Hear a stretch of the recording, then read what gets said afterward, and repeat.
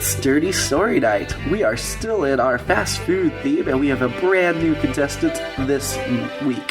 His name is Jimmy Bukake, and he's here to tell you about some $5 footlongs. Before we get into that, though, I'd like to ask you to follow us on social media at IABD Presents, and if you like this podcast or any of the podcasts on our network, go to patreon.com/IABD. Just a couple dollars a month really helps us out so we can make more great programming. Speaking of IABD and the network and all of the great programming, if you go to IABDpresents.com, you'll see a variety of podcast, written work, video series, and more. This week, I'd like to highlight one of our newest entries, Marianne's Macabre Movie Review. This one comes out every other week. There have been 3 episodes so far. And Marianne gets into horror tropes. She looks at American remakes. She looks at different versions of different horror movies, and then sometimes she just reviews a horror movie. And she gets some friends to do it. It's pretty cool. Check it out. Now enjoy Jimmy Bukake and the $5 footlongs. Jimmy Bukake!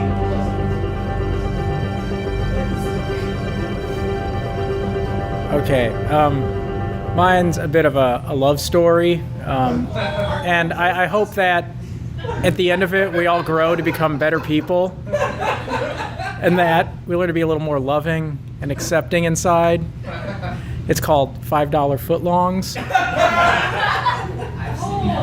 No! The bells jingle as the last customer leaves the door. The store closes. Dave Thomas Fogel sighs. A single fluorescent light flickers above the preparation counter. He can't afford to fix it. It wasn't always like this. He's probably going to have to close down. He looks over in the manager's office at a plaque on the wall.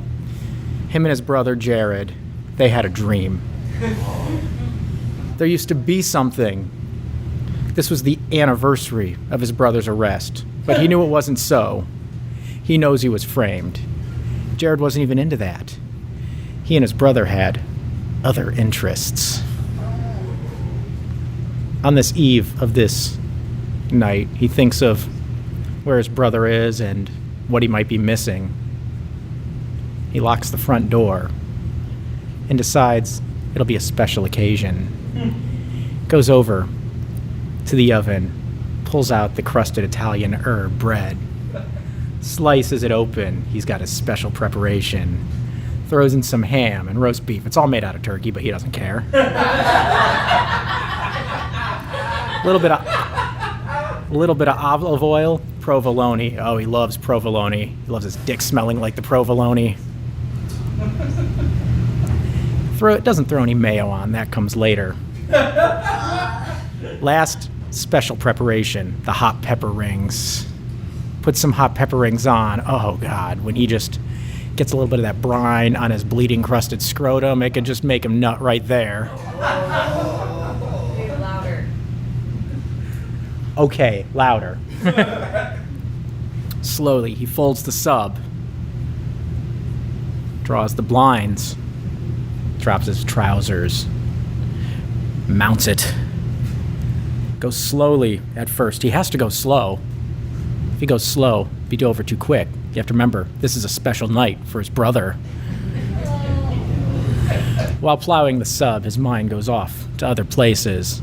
He fantasizes about what could be a world where hoagies are sentient and human sandwich marriage is legal. His brothers living free as neighbors, green picket fences, and hot Italian stallions right by their side. Lost in his fantasy, he unloads into the sub sandwich. The world spins for a moment. His heart races. He's breathing heavily. The haze in his eyes clears after a moment. The afterglow drops and reality snaps back. The fantasy fades and he sighs. Some things aren't meant to be.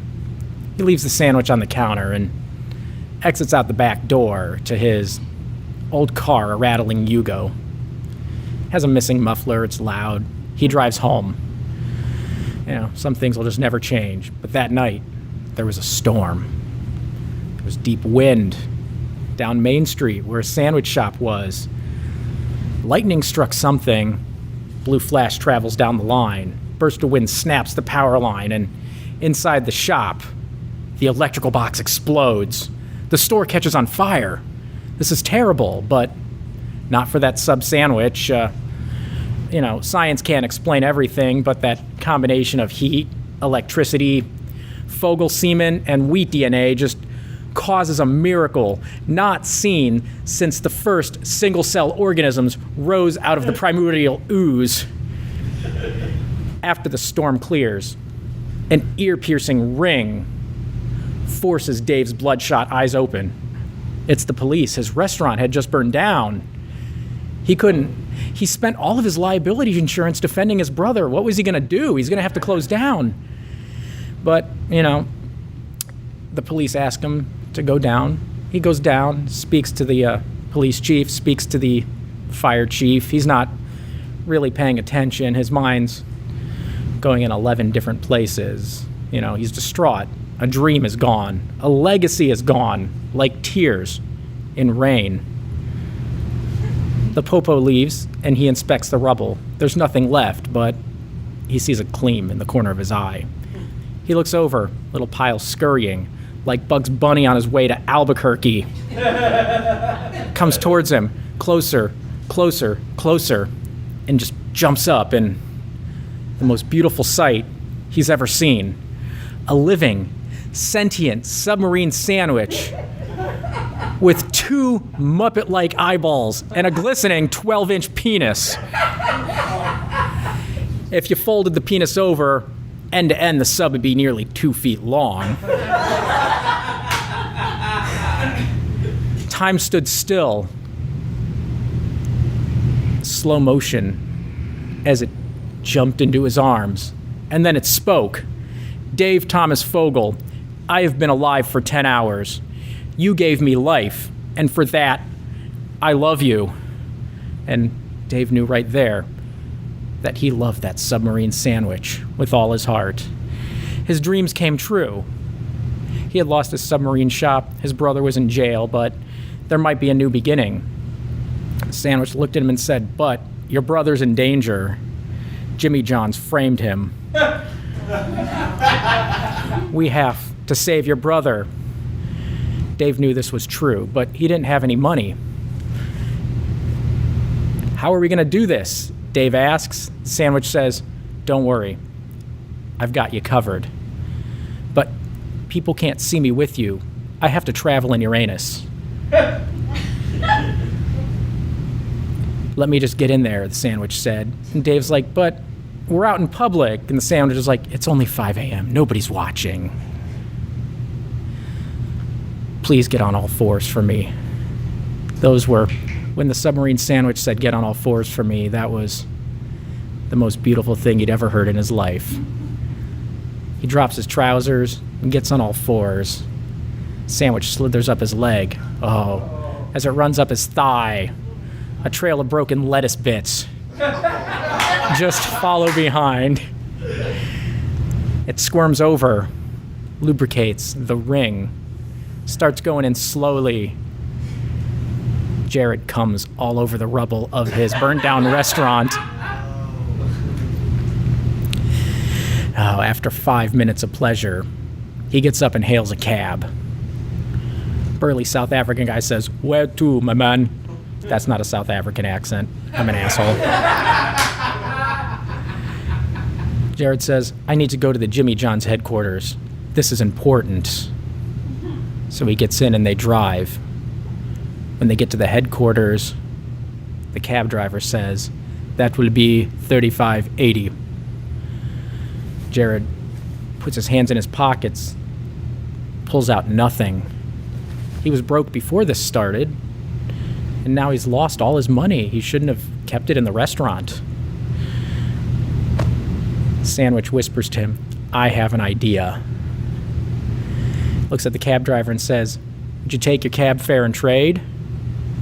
Cab driver looks at him, sees the sandwich poking out of his anus like a turtle head and says, I think I know what you mean. They both get on all fours and connect butt to butt. Sandwich comes out of Dave's anus, goes into the cab driver's anus, and they just two-end that sandwich. Oh, it was the best thing this cab driver had ever done. Cab driver wipes his brow, his sweaty brow, and says, "That was great. I will take that as cab fare." Then Dave and the submarine sandwich kick the front door down to the Jimmy John's. Jimmy John's has like 5 employees. First employee looks at him. First employee looks at him, says, "Yo, it's them Fogel motherfuckers." The other one pulls out his butterfly knife and says, "Hey, bitch, it's time to throw down." 1 minute.